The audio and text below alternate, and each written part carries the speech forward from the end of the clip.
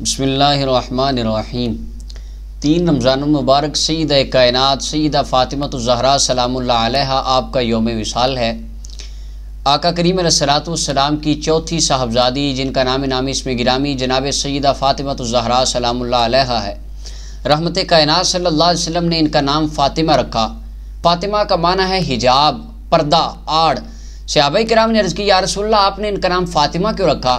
تو رحمت کائنات صلی اللہ علیہ وسلم نے ارشاد فرمایا اللہ تعالیٰ نے میری بیٹی فاطمہ، اس کی آل اور اس کے چاہنے والوں کو اور جہنم کے درمیان ایک آڑ پیدا فرما دی ہے، جس کی وجہ سے میں نے اپنی بیٹی کا نام فاطمہ رکھا۔ سیدہ کائنات کی نشوونما جناب آقا کریم علیہ الصلوۃ والسلام نے اپنی آغوش محبت میں فرمائی۔ آپ کا نکاح مبارک جوانی کی عمر میں جناب سیدنا علی المرتضیٰ حیدر کرار کرم اللہ وجہ الکریم آپ سے طے پایا۔ آپ کے حق مہر میں پاکستانی کرنسی کے مطابق تقریباً 3 لاکھ روپے سے زائد رقم رکھی گئی۔ اس کے بعد اللہ تعالیٰ نے آپ کو 2 لخت جگر حضرت سیدنا امام حسن اور حسین عطا فرمائے، اور امام محسن رضی اللہ عنہ بچپن میں فوت ہو گئے تھے، اور اللہ تعالیٰ نے آپ کو صاحبزادیاں بھی عطا فرمائیں۔ رب ذوالجلال نے سیدہ کائنات کو بے شمار فضائل و کرامات سے نوازا۔ آقا کریم علیہ السلام نے ایک دن فرمایا میری بیٹی فاطمہ کہیں ایسا نہ ہو قیامت کے دن لوگ عبادت لے کر آئیں اور تو اپنا نسب لے کر آئے کہ میں رسول اللہ کی بیٹی ہوں۔ بس وہ دن اور پھر آپ کے وقت وصال کا دن ساری رات گزر جاتی، سیدہ کائنات کا قیام اور رکوع ختم نہ ہوتا، ساری رات سجدوں میں گزر جاتی، اور جب رات ختم ہوتی تو آپ دعا کرتی ہیں اللہ رات لمبی کر دے، فاطمہ دل کھول کے تیری عبادت کر لے۔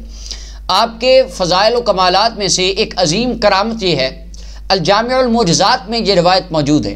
ایک مرتبہ جناب سیدنا عثمان ذو النورین رضی اللہ تعالیٰ نے رسول پاک صلی اللہ علیہ وسلم کی دعوت کی، کھانا پکایا، صحابہ کرام کو بلایا، حضور تشریف لائے۔ سیدنا عثمان غنی رحمت کائنات کے پیچھے چلتے آتے، تو جب حضور علیہ السلام گھر آ گئے تو عرض کی یا رسول اللہ میں آپ کے پیچھے اس لیے چل رہا تھا، میں آپ کے قدموں کو گن رہا تھا، آپ کتنے قدم چل کے میرے گھر تشریف لاتے ہیں، جتنے قدم آپ چل کے میرے گھر آئے میں اتنے قدموں کے برابر اللہ کی راہ میں غلام آزاد کروں گا۔ تو جناب مولا علی المرتضیٰ نے جب یہ منظر دیکھا تو آپ کے دل میں حسرت پیدا ہوئی کہ میں بھی رحمت کائنات صلی اللہ علیہ وسلم کی کوئی ایسی دعوت کروں۔ آپ گھر آئے، سیدہ کائنات کو فرمایا کہ اے پیاری فاطمہ میرا بھی جی چاہتا ہے بھائی عثمان نے اس طرح کی دعوت کی، میں بھی دعوت کروں۔ تو سیدہ فاطمہ پاک نے جب حضرت مولا علی کرم اللہ وجہ الکریم کے احساسات اور جذبات کو دیکھا تو فرمایا آپ جائیں اور بابا جان کو دعوت کا پیغام دے دیجئے، میں کچھ نہ کچھ بنا لیتی ہوں۔ جناب علی المرتضیٰ جا کے رحمت کائنات کی بارگاہ میں دعوت پیش کرتے ہیں، حضور آج کھانا ہماری طرف کھانا ہے۔ صحابہ کرام کو بھی دعوت دے دی، گھر میں کھانے کے لیے کچھ نہیں تھا۔ سیدہ کائنات سلام اللہ علیہا نے ہانڈیوں کو چولہے پہ رکھا اور مصلی بچھایا، سر سجدے میں ڈال دیا، عرض کی الہی تیری بندی فاطمہ تیری بارگاہ میں فریاد کرتی ہے، تو جانتا ہے میرے گھر میں کھانے کے لیے کچھ نہیں، اللہ میری ہانڈیوں کو جنتی کھانوں سے بھر دے۔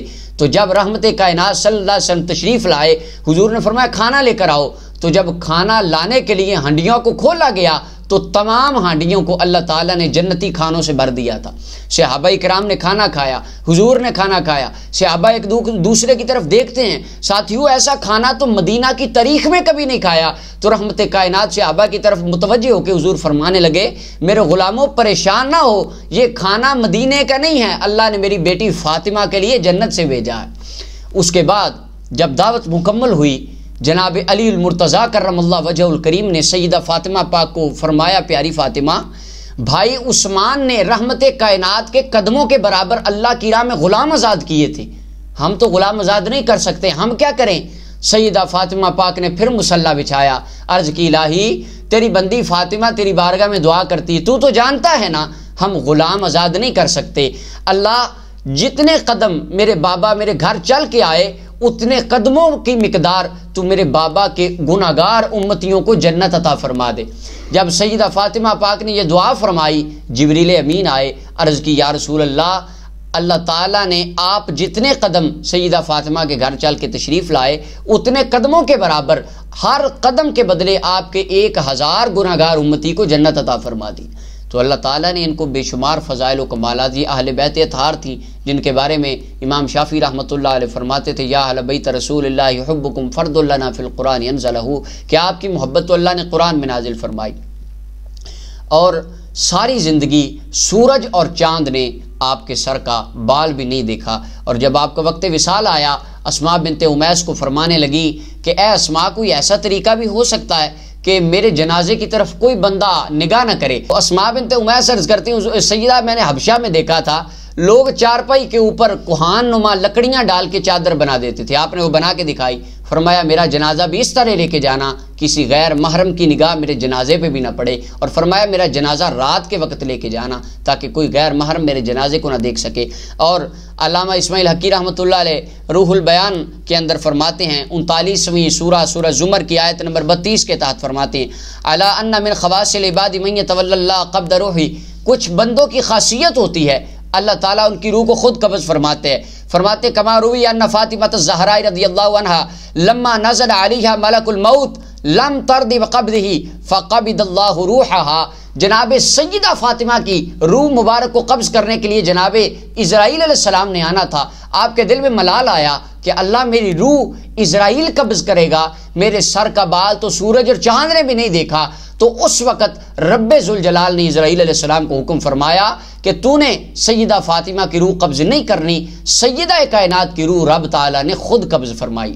علامہ اسماعیل حقی روح البیان سورہ زمر 39واں سورہ آیت نمبر 42 کی تفسیر میں اس بات کو لکھتے ہیں، اور یہ بات کوئی قرآن و سنت کے مخالف بھی نہیں ہے۔ اس کی وجہ آقا کریم علیہ الصلوۃ والسلام نے ارشاد فرمایا، سیاستہ کی روایت ہے، حضور فرماتے ہیں ان اللہ وکل ملک الموت بقبض الارواح الا شہید البحر، اللہ تعالیٰ نے ملک الموت کو ڈیوٹی عطا فرما دی ہے تمام لوگوں کی روح کو نکال لے سوائے سمندر کے شہید کے۔